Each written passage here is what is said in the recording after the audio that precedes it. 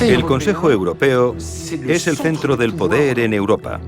27 líderes diferentes, 27 intereses nacionales diferentes, 27 historias diferentes, y todo en una única sala. Como presidente del Consejo Europeo, Charles Michel debe poner de acuerdo a países del norte y del sur, del este y del oeste, de derechas y de izquierdas, austeros y despilfarradores. Podemos negociar lo que nos parezca accesorio, pero manteniéndonos firmes en lo esencial. Y con dinero es más fácil ser convincente. Es como House of Cards.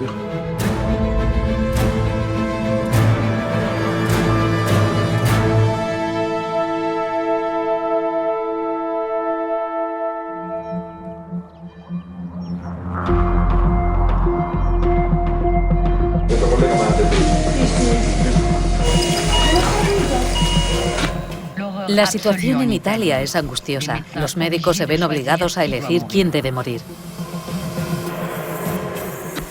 En Europa es sálvese quien pueda. Cargamentos de mascarillas desviados en aeropuertos, material médico requisado.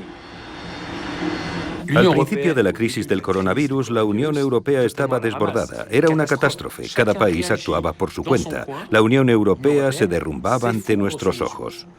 La Unión Europea no estaba preparada para una pandemia como esta.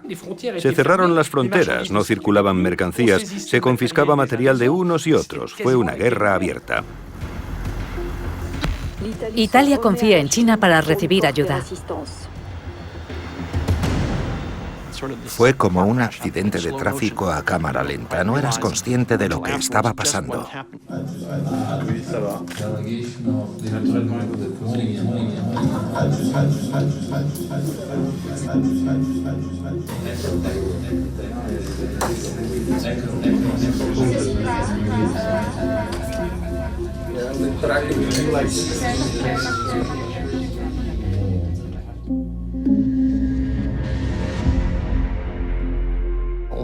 Debemos decirles la verdad. Necesitamos contarles la verdad. Va a ser largo, difícil y doloroso para las familias. La primera prioridad es la salud. También lo es mantener nuestro modelo de prosperidad en el futuro. Pero, ante todo, la prioridad es la salud.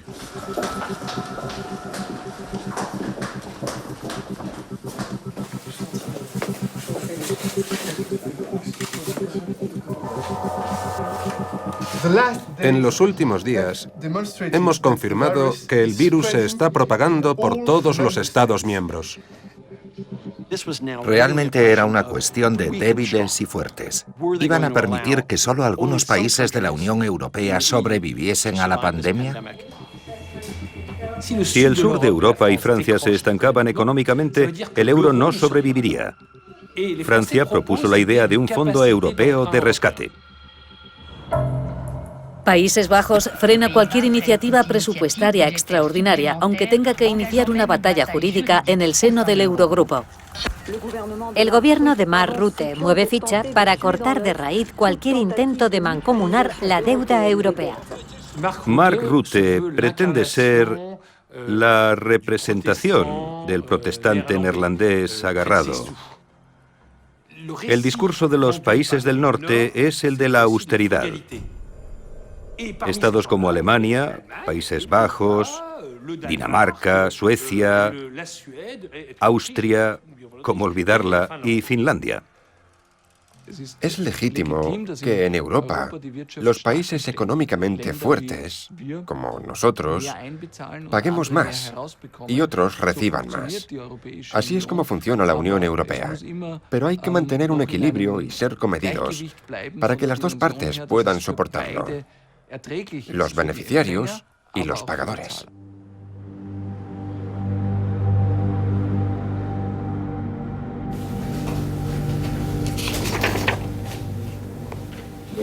El representante permanente de Países Bajos ha solicitado que la declaración del Eurogrupo, que intentaron debilitar a toda costa, no pueda ser modificada por ningún jefe de Estado ni de gobierno. ¿Entonces Países Bajos ha debilitado la declaración? Entre otros. ¿Quién más? Los daneses también han contribuido, pero sobre todo Países Bajos. Creo que Países Bajos empieza a hacer mucho daño a Europa. Vamos a cortar esto. No estoy en absoluto de acuerdo con esta afirmación. De ningún modo. Países Bajos tiene una visión de Europa basada en la idea de que el establecimiento de un mercado interior próspero, capaz de hacer frente a las crisis como la del COVID, es tarea de todos. El jefe de gobierno italiano, Giuseppe Conte, sugiere la creación de coronabonos. La Unión Europea nunca se ha endeudado por cuenta de los estados. Recibí una carta firmada por varios líderes europeos que cayó como una bomba diciendo: debemos invertir juntos y, por tanto, endeudarnos juntos con el fin de financiar lo que sea necesario para la recuperación económica. Para los alemanes, la idea de una deuda conjunta es un tabú, porque es una mutualización de la deuda. Y me dirán ustedes que no es muy generoso por su parte. Es cierto, pero detrás hay una razón democrática. Es dar dinero a otro país cuando no se ha elegido a sus dirigentes. Es decir, que los impuestos alemanes financian los gastos griegos. Y el ciudadano alemán no puede controlar el gasto de los griegos.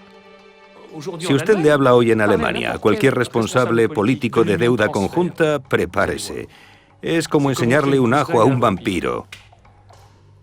Los países del sur eran los más afectados por la pandemia. Italia realizó el primer confinamiento. Desgraciadamente, la pandemia se sumó al debate financiero ya existente.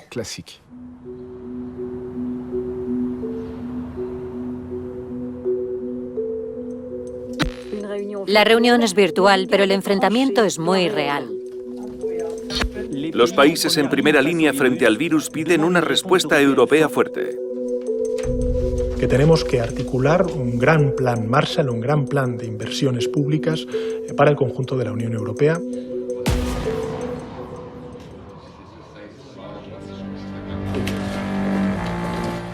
Mark, sí, ya he visto y puedo entender claramente lo que quieres decir. Cuando se entra en una espiral de desconfianza, el elemento más pequeño se puede interpretar de tal forma que alimenta aún más la espiral negativa. Yo debo intentar cambiar las cosas. Tenemos que trabajar para intentar llegar a un acuerdo. Eso vendrá después. La petición de Italia, España y Francia de un nuevo plan Marshall ha chocado con un muro. Si lo que estás esperando son coronabonos, no van a llegar nunca, dijo la canciller según unas declaraciones aparecidas en la prensa.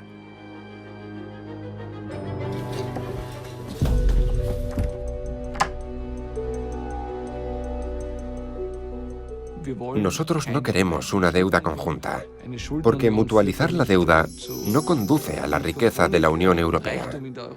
La deuda conjunta conlleva un endeudamiento cada vez mayor de los Estados, y eso desencadenaría una espiral peligrosa. En este contexto, el ministro de Finanzas neerlandés ha llegado a sugerir la apertura de una investigación europea para aclarar por qué determinados países no disponen de margen presupuestario para afrontar la crisis sanitaria. Menudo insulto. La gente se estaba muriendo, la gente se moría y llega un neerlandés y dice: antes de ayudaros vamos a investigar cómo habéis administrado vuestro presupuesto. Y no era nada nuevo. Durante la crisis griega, el exministro de Finanzas neerlandés declaró que los países del sur habían despilfarrado el dinero en mujeres, corrupción, fiestas, champán. No se puede gastar todo el dinero en alcohol y mujeres y después pedir ayuda. ¿Es su declaración? ¿Va a disculparse? No, en absoluto. Y no necesita leerme la declaración porque la conozco. Salió de mi boca. Solo que ahora, con la pandemia, nadie había fallado. Era un virus. Y por primera vez, el sur respondió. Este discurso es repugnante dentro de la Unión Europea. Es la palabra adecuada, repugnante. Por fin se dijo la palabra. Pero para los frugales lo repugnante era la idea de la deuda conjunta. La propuesta les exasperaba, les parecía muy mala idea.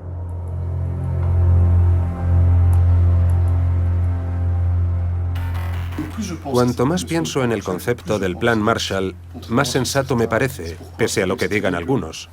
¿Por qué? Por la idea de poner los medios, porque sabemos que hay un retorno al abrir las fronteras en términos de desarrollo económico. De hecho, es exactamente la misma cuestión que se ha planteado de momento para los contribuyentes netos de la Unión Europea. Para Alemania, para Países Bajos, si están de acuerdo que digan, estamos aportando recursos porque es un acto de solidaridad, pero también es un acto de interés nacional para estos países, ya que el hecho de alimentar el mercado interior es indispensable para ellos a medio y largo plazo.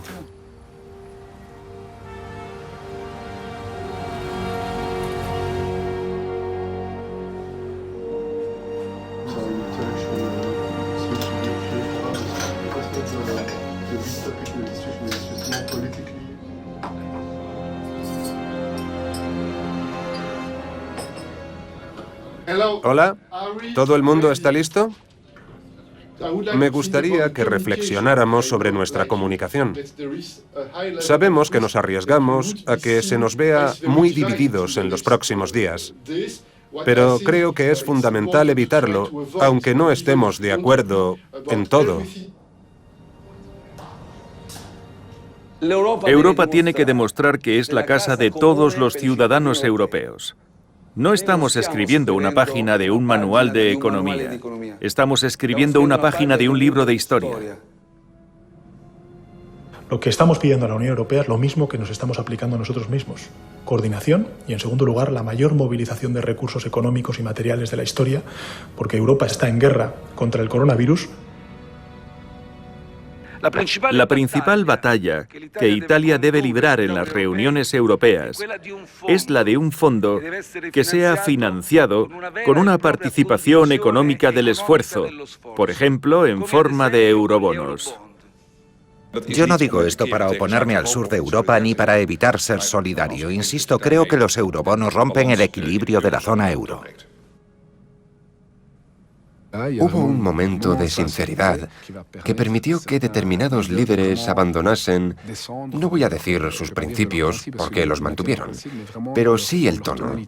Ya no era agresividad lo que tenía frente a mí, no era mezquindad, sino alguien dispuesto a hacer lo mejor para su país.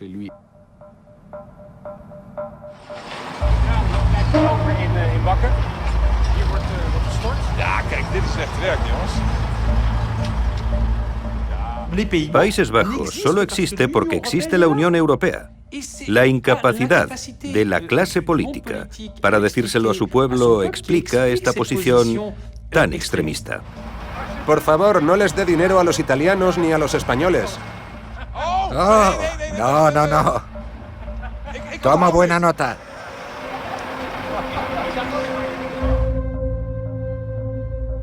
Atraen a empresas extranjeras con impuestos particularmente bajos. Air France KLM tiene su sede en Países Bajos, Fiat tiene su sede en Países Bajos. Es una fuente de ingresos aunque los impuestos sean bajos. Y luego Rotterdam es el puerto de entrada del mercado interior. Los neerlandeses recaudan los derechos de aduana en nombre de la Unión Europea.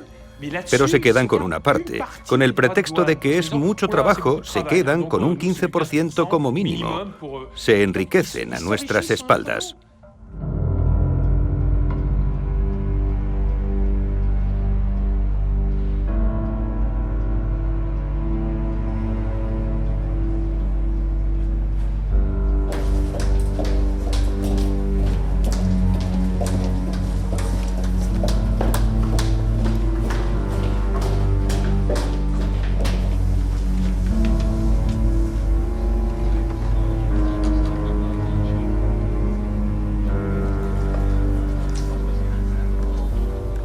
Propongo que respetemos la tradición. David, tienes la palabra. Por favor, David.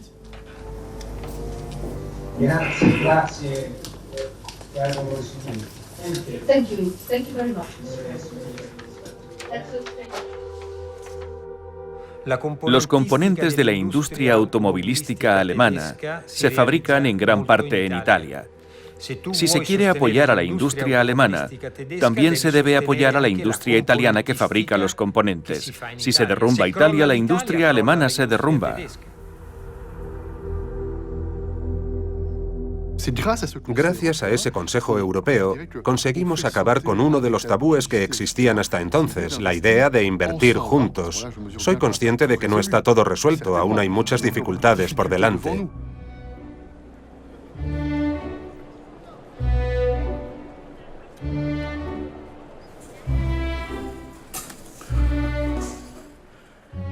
Te rogamos, Señor, hoy por Europa, para que crezca unida, la unidad de la fraternidad. Buenos días, Santo Padre. Gracias por darme la oportunidad de hablar por teléfono con usted. Permítame hablar. Se necesita poesía creativa para reactivar la economía después del desastre de la pandemia. La prioridad de Europa es reducir la propagación del virus. Para ello, hemos tomado medidas excepcionales de restricción de las libertades. Más despacio y un poco más alto, no se le escucha muy bien. De acuerdo. Repito. El Santo Padre no ha entendido nada. La confianza entre las personas es un elemento importante para resolver problemas y conflictos. Por tanto, debemos tratar de aumentar la confianza no solo entre los líderes políticos, sino también entre los pueblos. Cuando los pueblos desconfían unos de otros, generan conflictos que pueden llegar a ser muy graves y difíciles de resolver. Es hermoso lo que acaba de decir. Muy hermoso. Gracias. Yo pienso que podemos ir por este camino.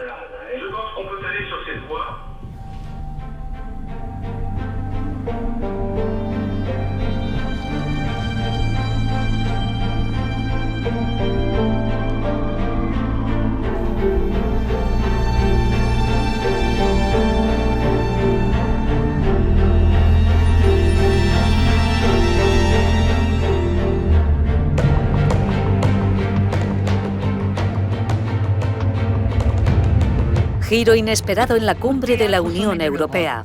La pareja franco-alemana propone la creación de un fondo europeo de 500.000 millones de euros. Europa tiene que ser solidaria. Necesitamos una rápida recuperación económica.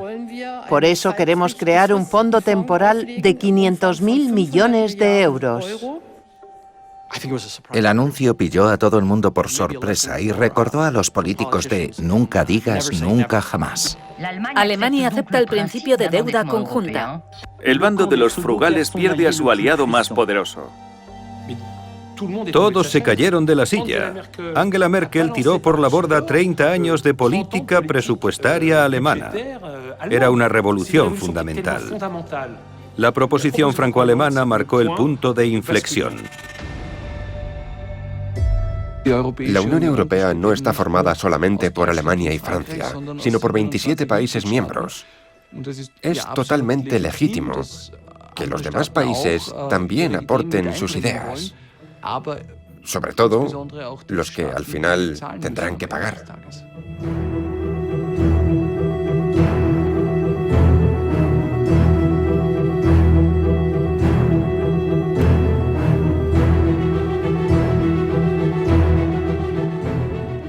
La propuesta elaborada por la Comisión es un fondo europeo de recuperación de 750.000 millones de euros. 500.000 millones en ayudas a fondo perdido y 250 millones en préstamos. Es el momento de Europa. No va a ser sencillo para Charles Michel conseguir un acuerdo de los 27. Es muy prudente con las ayudas.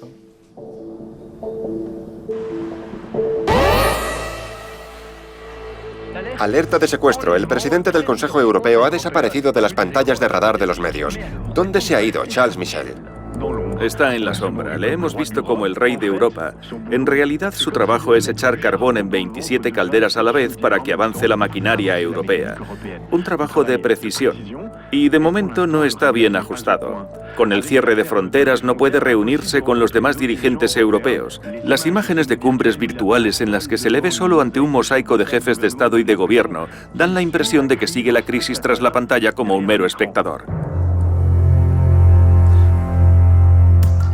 Esas declaraciones y algún que otro mensaje de la prensa en este momento son duros. Para mí lo fundamental es pensar que el trabajo que se está haciendo dará sus frutos.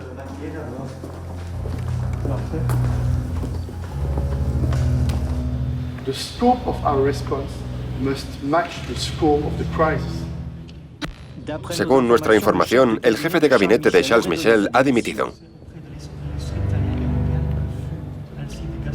François Roux cedería su puesto a Frédéric Bernard, hasta ahora asesor político del presidente del Consejo Europeo. Es normal que se produzcan ajustes en la organización del equipo y es lo que ha sucedido. Estamos a un mes de una cumbre decisiva para el futuro del continente, así que estamos muy centrados en el objetivo. Pensamos muy poco en todo lo demás.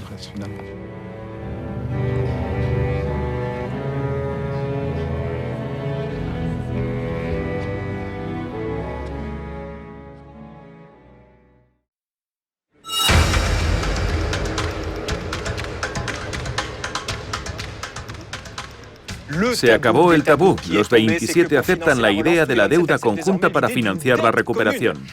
Hemos unido las fuerzas de Europa para salir al mercado. No se trata solamente de prestar más barato, se trata de repartir ayudas que se reembolsarán de forma conjunta. Eso es lo importante. Y esto es lo que nos hace experimentar lo que se ha dado en llamar un momento hamiltoniano. ¿Qué es el momento hamiltoniano? En 1792, Estados Unidos era una confederación, exactamente como ahora Europa. Un secretario del Tesoro muy joven, llamado Hamilton, propuso crear préstamos conjuntos, pero también asumir las deudas en que habían incurrido los estados para financiar la guerra de la independencia. Logró imponerlo, haciendo que Estados Unidos pasara de confederación a federación. Es un momento muy especial. No es necesariamente un momento hamiltoniano, es un momento europeo. Dice eso para tranquilizar. Estamos hablando de 750.000 millones de euros. Hablamos de una deuda conjunta masiva. Estamos hablando de recursos propios, de un posible impuesto europeo. Lo que estamos viviendo es enorme. Sí, es enorme. Y no. Sí, tiene razón. Es enorme. Pero yo no lo veo como una deuda, sino como una inversión. Ya se conoce la fecha de la mayor negociación de la historia de la Unión Europea. Será el 17 de julio en Bruselas. Los países austeros rechazan en bloque el principio de las ayudas y confían en mantener sus descuentos en las aportaciones al presupuesto. Hola, Pedro. Hola, Charles, ¿qué tal? Bien, ¿y tú, Pedro? Eres capaz de resolverlo todo. Estoy impresionado. Felicidades. Creo que si en julio no llegamos a un acuerdo, será un desastre.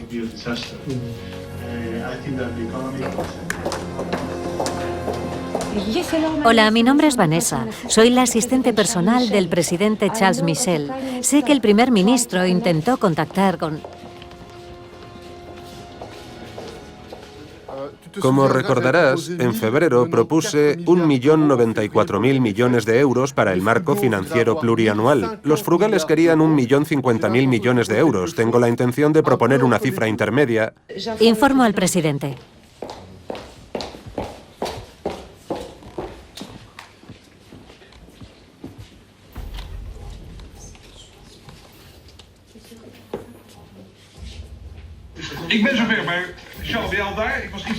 Disculpen por el retraso. Lo siento. ¿Qué tal estás? Eres muy popular en Países Bajos.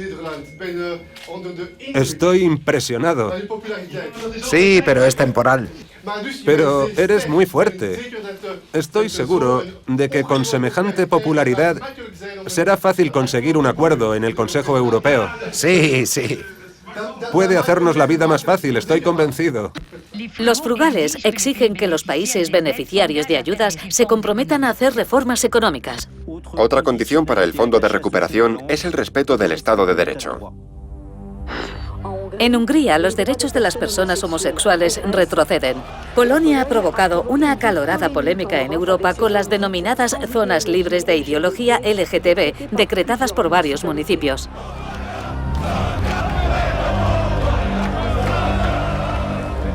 Han creado zonas libres de LGTB. No defiendo a los homosexuales porque soy homosexual, sino por el hecho de que se está estigmatizando a una comunidad.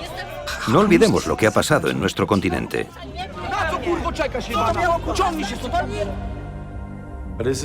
Esto demuestra el desconocimiento de nuestra tradición. A lo largo de los siglos hemos sido uno de los países más tolerantes. Se trata sencillamente de movimientos radicales que hacen mucho ruido por ambas partes, en la izquierda y en la derecha. Luego serán los judíos, las mujeres, los negros, los homosexuales.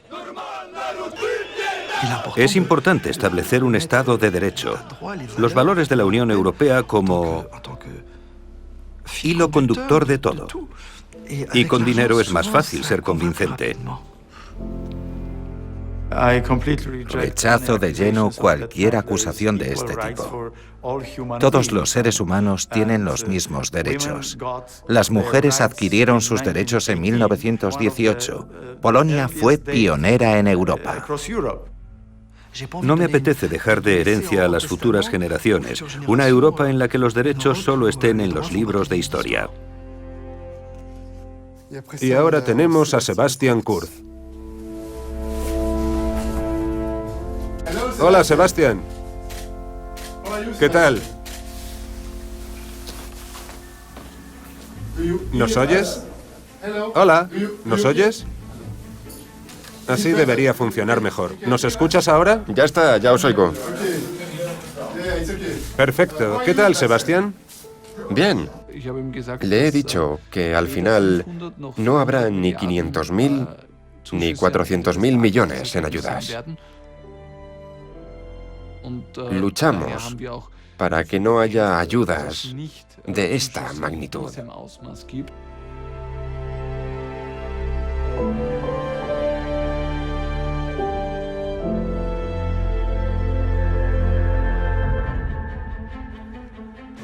Bien, buenos días, Charles. Buenos días, Emmanuel. Hemos consultado a casi todos. Hay bastantes puntos positivos, cuestiones que avanzan en la buena dirección. Y hay algunos temas preocupantes. Con Mark Rutte se puede dialogar. Sin embargo, con Kurz no ha sido fácil, ha rechazado todo. Tenemos intención de publicar la Negobox a finales de la semana que viene.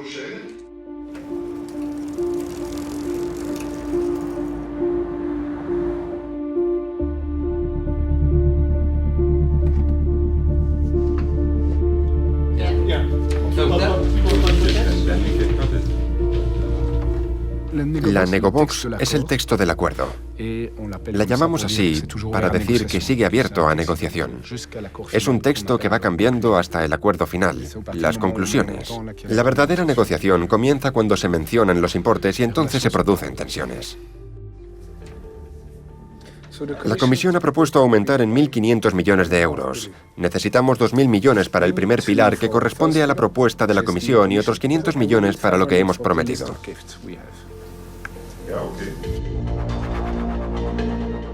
Me pregunto si en la rotación no podrían desaparecer 1.000 millones. No jugamos, intentamos encontrar un acuerdo. Tenemos 27 intereses divergentes y debemos encontrar un equilibrio. Lo que le das a uno no se lo das a otro. Quizá deberíamos recortar el paquete de Europa Digital. Y también está el programa Erasmus, que ha aumentado mucho. Aunque es otra vaca sagrada. ¿Qué sería menos doloroso? Estoy pensando en el Fondo Europeo de Defensa y la movilidad militar. A los franceses no les gustará.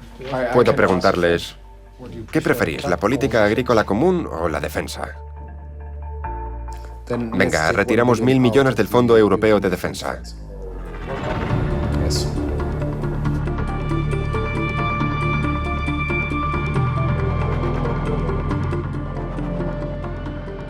Vamos a proponérselo al presidente.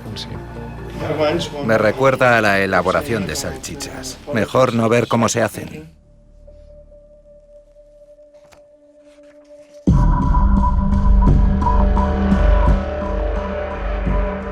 Angela, ¿cuál es tu pronóstico para el final de esta semana? No sé. Yo diría 50%. No veo la posibilidad de conseguir 500.000 millones de euros para ayudas. Sería bueno que intercambiásemos opiniones sobre dónde fijar el límite por abajo, la línea roja que no hay que cruzar. No podemos aceptar 300.000 ni 250.000 o lo que los países austeros consideren una buena oferta. Para mí no sería aceptable. Por eso quería hablar contigo y conocer tu opinión. Para mí, el objetivo es 500.000 millones de euros, que es lo que decidimos nosotros dos. Para mí, 500.000 millones para ayudas no es el límite superior, sino más bien el límite del que no debemos bajar. Veremos lo que pasa el viernes por la noche o el sábado por la mañana. Si todo esto no conduce a nada y Mark es inflexible, tal vez debamos aceptar un fracaso. No sé.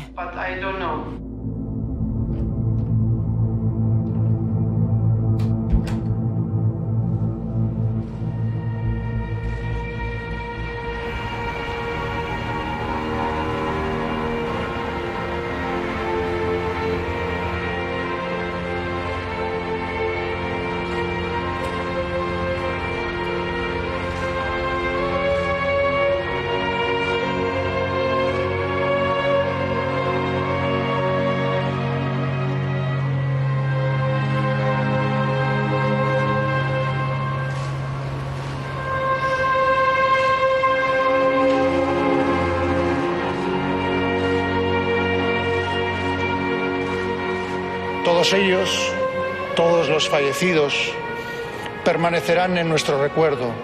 No los olvidaremos nunca, dejando en sus familias un inmenso vacío en el alma.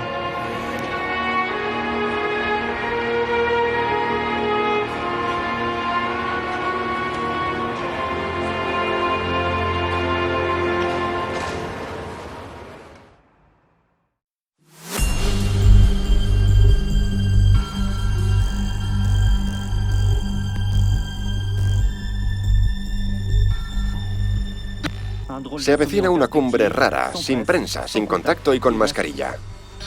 Oficialmente dura 2 días, pero Charles Michel ha avisado a las delegaciones para que metan más ropa en la maleta.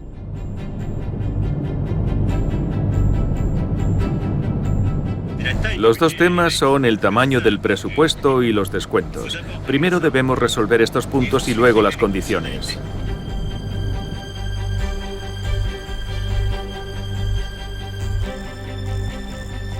La primera ministra de Dinamarca, Mette Frederiksen, tenía previsto celebrar su boda hoy. La frugal ha pospuesto la ceremonia para participar en este Consejo Europeo extraordinario.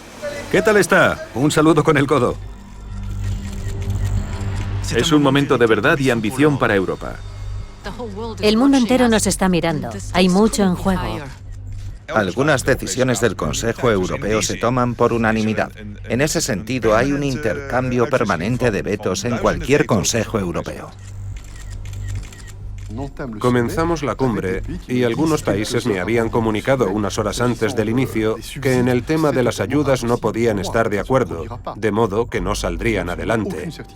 Así que al tocar la campanilla que marca el inicio de la cumbre, no tenía ninguna seguridad. Aunque sean los cumpleaños de la canciller alemana y del primer ministro portugués, los 27 no les van a hacer ningún regalo en las negociaciones. Entre los presupuestos y el fondo de recuperación, la lista de puntos a tratar es vertiginosa. La forma de financiación, el reparto de ayudas, las condiciones del pago de ayudas vinculadas a reformas económicas y al Estado de Derecho, cuestiones climáticas. Por no hablar de los descuentos para los países ricos. Pero el tema central es el importe del fondo de recuperación y el reparto para ayudas y préstamos.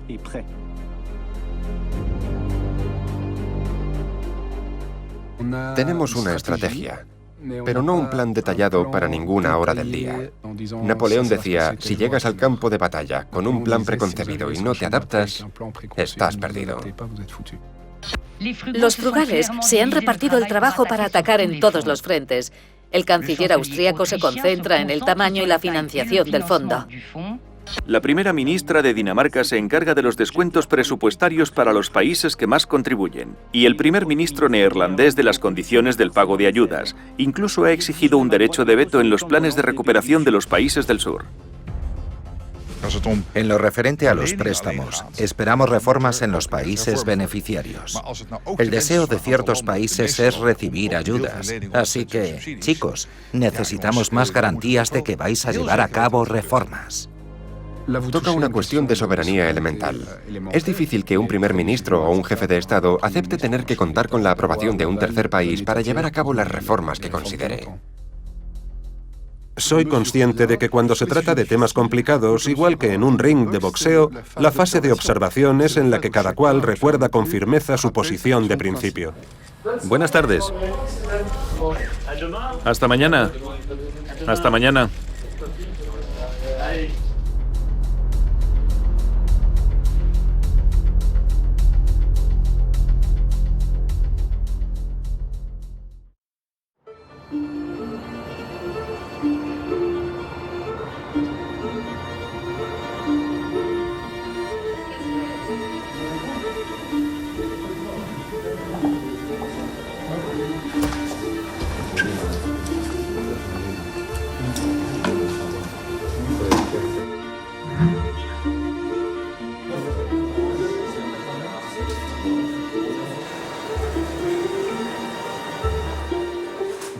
Durante la negociación se pueden utilizar muchos trucos.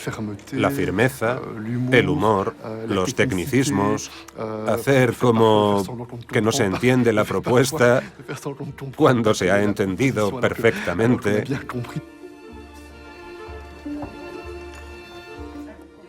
La mesa es la Champions League de los negociadores europeos. Sabíamos que la propuesta oficial de Alemania y Francia era de 500.000 millones. Y también sabíamos que Emmanuel Macron había declarado que no aceptaría ninguna cifra por debajo. Nos pareció que Angela Merkel sería algo más flexible. Y nosotros, como países austeros, lo aprovechamos enseguida. La estrategia es dar un paso en su dirección, pero no más. Así les involucramos y no hay pretexto para cerrar la puerta. El importe global sigue siendo 750.000 millones, pero los estados más reticentes, encabezados por Países Bajos, han conseguido incrementar la parte de préstamos reembolsables en detrimento de las ayudas. Por último, dichos países han conseguido no solo mantener el descuento que disfrutan en su aportación a los presupuestos, sino que lo han incrementado, y eso que Emmanuel Macron pedía la supresión. Las cosas van en la buena dirección. Todavía queda por solucionar un tema importante: asegurarse de que el dinero será bien empleado.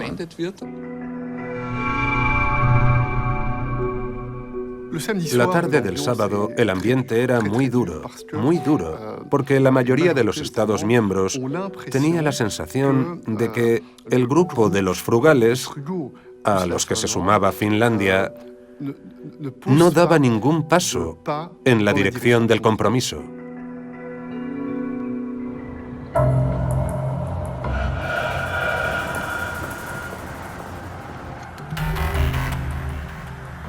En las cumbres se suele dormir una media de 1 hora como mucho por la noche y alguna siesta de 15 minutos. La fatiga influye en los nervios y en las tensiones.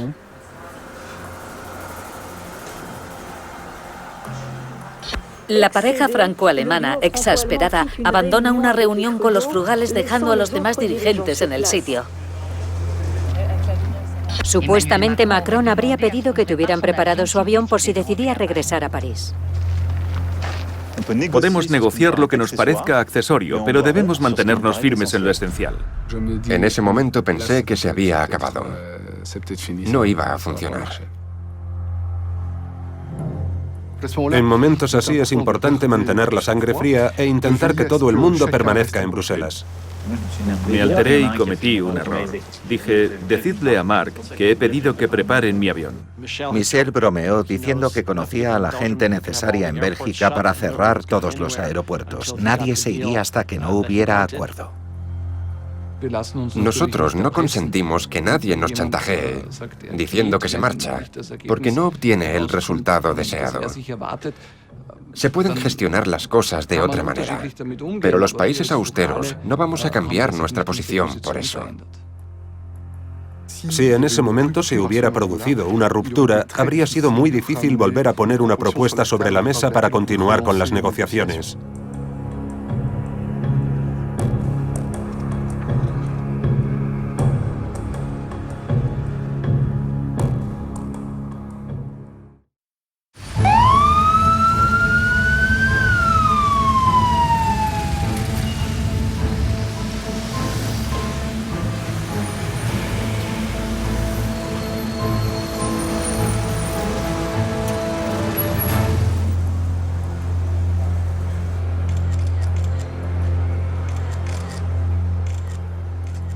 Es posible que no lleguemos a ningún acuerdo hoy.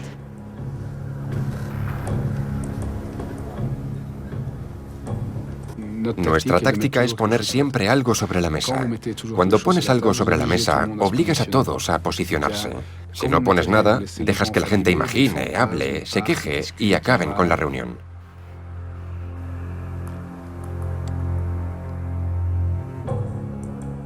La táctica de algunas capitales es ejercer presión sobre el Estado de Derecho, un motivo más noble para la ruptura que únicamente la cuestión financiera.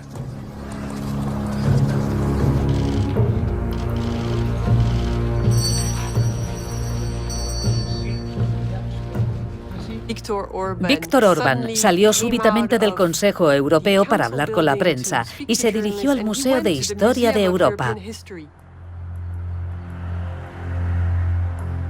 Bueno, ¿dónde estábamos? ¿Quiénes son los principales combatientes? En la esquina roja, los neerlandeses. En la esquina azul, Hungría. Es sencillo. Empezó a explicar con la voz llena de emoción que se sentía herido por lo que el señor Rutte estaba haciendo. Realmente no entendía a Hungría. No sé por qué el primer ministro neerlandés me odia a mí o a Hungría, ni por qué nos ataca tan duramente. En su opinión, Hungría no respeta el Estado de Derecho y por ello debe ser sancionada económicamente. Su posición es inaceptable.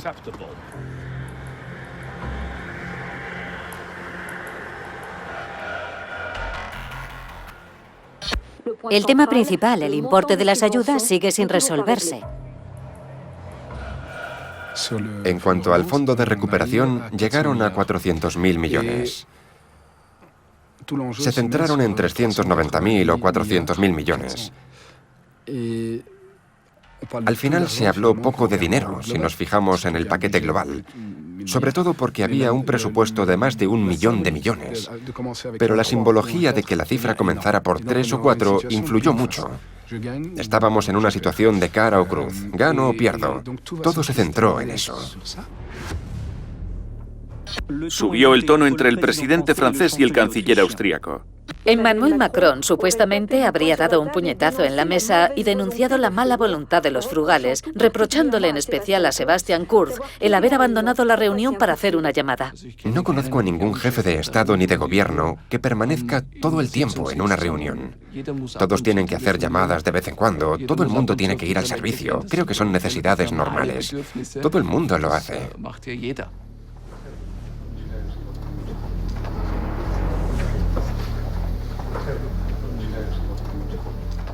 Había llegado el momento de la verdad. Era todo o nada. El presidente hizo una pregunta a la sala. ¿Paramos ahora y se acabó? ¿O continuamos y hacemos conversaciones bilaterales? Quiero saberlo. Y el primer ministro sueco dijo, no, Charles, vamos a seguir. Me entrevisté con Mark Rutte a solas. Y otra vez el bloqueo. Fue como jugar al póker mentiroso. Ahora 390. ¿Lo ves? Mark Rutte me dijo la cantidad máxima que estaba dispuesto a aceptar. Al comprobar que la cantidad era muy baja, informé a los servicios de protocolo para que recordasen a todos los jefes de Estado y de Gobierno que podrían regresar a sus casas. La partida había terminado. Mark Rutte salió de mi despacho. Vi a su colega, Stefan Löfve, y le di la misma información. Y entonces sucedió algo muy interesante. Mark Rutte volvió a la puerta. Pensé que era un gesto de alguien que no quiere romper la negociación. Escribí al presidente y le dije, Rutte ha vuelto, está delante de la puerta. Recibo una información. Mark Rutte quiere hablar conmigo antes de comenzar la reunión. Eso le permite subir la oferta frente al primer ministro sueco. Cuando Mark Rutte vuelve a mí, pongo sobre la mesa el último margen de maniobra porque de lo contrario era un fracaso. Logramos llegar a un acuerdo sobre los 390 gracias a los descuentos. Volvemos a la sala y preguntamos si podemos trabajar con 390. La sala está de acuerdo, podemos trabajar con esa cifra. Entonces se fija la cantidad simbólica global, lo que significa que vamos a poder tratar el resto.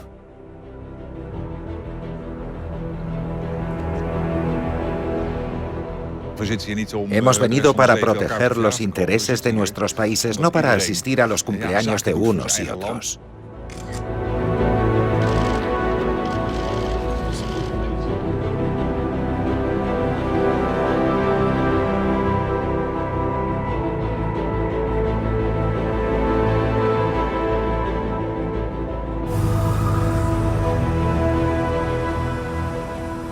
El lunes por la mañana había que convencer a Francia y Alemania de que la propuesta no era tan mala.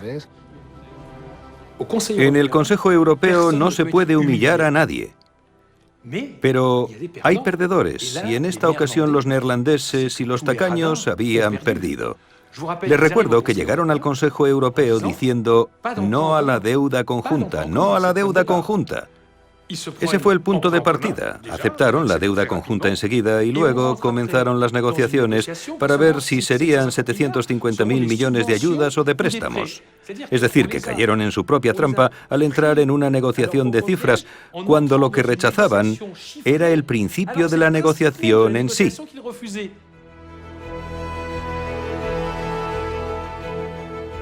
En todas estas negociaciones, no se trata solamente de determinar el importe de las ayudas. Se trata también de saber cómo se va a utilizar el dinero. Saber si el Estado de Derecho es un criterio a tener en cuenta antes de conceder la ayuda. Y, por último, determinar en qué zonas va a circular el dinero. ¿Irá exclusivamente al sur o también irá al este de Europa? Todavía había que hacer muchos ajustes, ultimar precisiones, incluso algún asunto complicado. Polonia y Hungría rechazan que la concesión del Fondo Europeo esté condicionada al respeto del Estado de Derecho. Los valores son muy importantes para todos nosotros, pero seamos honestos, cada país tiene unos valores diferentes. Mateusz Morawiecki y Viktor Orbán dicen que temen una instrumentalización política de una herramienta así por parte de la Comisión o de ciertos países occidentales. Existe, en efecto, un problema de confianza. Si los textos legislativos son ambiguos, si nos vemos expuestos al chantaje en el futuro, si nos retiran las ayudas económicas por estas ambigüedades, entonces ejerceremos nuestro derecho de veto.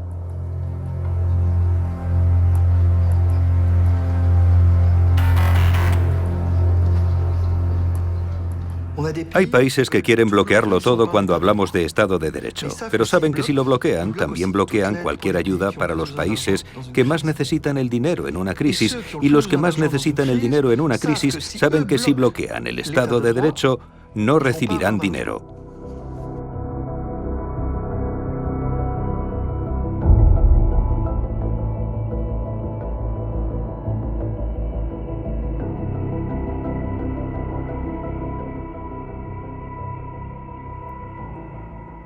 Ya casi está. Según nuestras informaciones, los 27 han llegado a un acuerdo sobre el presupuesto y el plan de recuperación. Un plan de recuperación europeo de 750.000 millones de euros. 390.000 irán destinados a ayudas y 360.000 a préstamos. También deberá adoptarse la condicionalidad vinculada al respeto del Estado de Derecho, pero las modalidades de aplicación se discutirán posteriormente. No podemos decir que no hayamos peleado.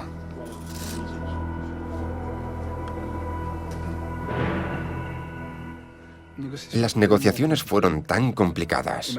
Emmanuel Macron y Angela Merkel se encargaron de tratar una serie de temas, concretamente los temas de clima o de Estado de Derecho. Y en el momento del acuerdo en la sala, la delegación polaca puso una enmienda sobre la mesa. Entonces fui a ver a Emmanuel Macron y a Angela Merkel para preguntarles si habían hablado de ello con el primer ministro polaco. ¿Cómo? ¿El 50%? Sí. Me respondieron que habían hablado muy brevemente. Mark estuvo de acuerdo. Mette estuvo de acuerdo. Sana estuvo de acuerdo.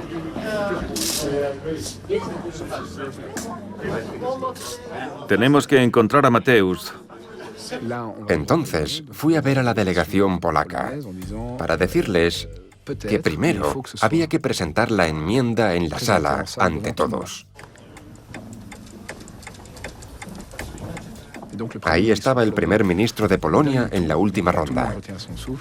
Todos contuvimos la respiración. Llevábamos ya 4 días sin descansar. Nadie había dormido. Todo el mundo creía que había un acuerdo. Todos tenían una sonrisa de oreja a oreja.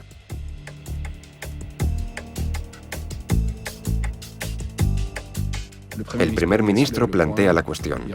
No hay ninguna objeción y el texto se valida.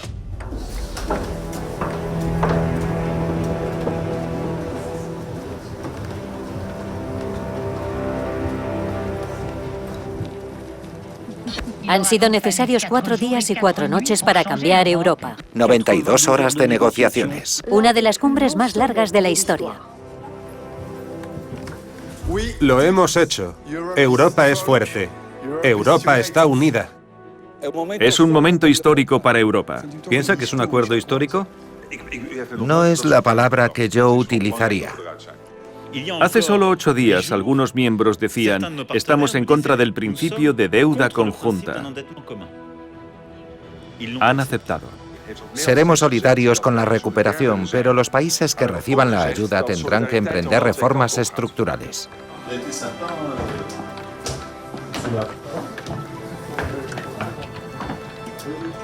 Lo que cuenta es que hemos llegado a un acuerdo. La concesión del Fondo Europeo estará condicionada al respeto del Estado de Derecho.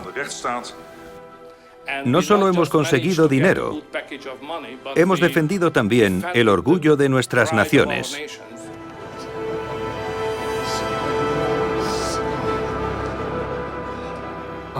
Siento un alivio extraordinario. Es como la sensación que tenía al terminar los exámenes, solo que elevada a la enésima potencia.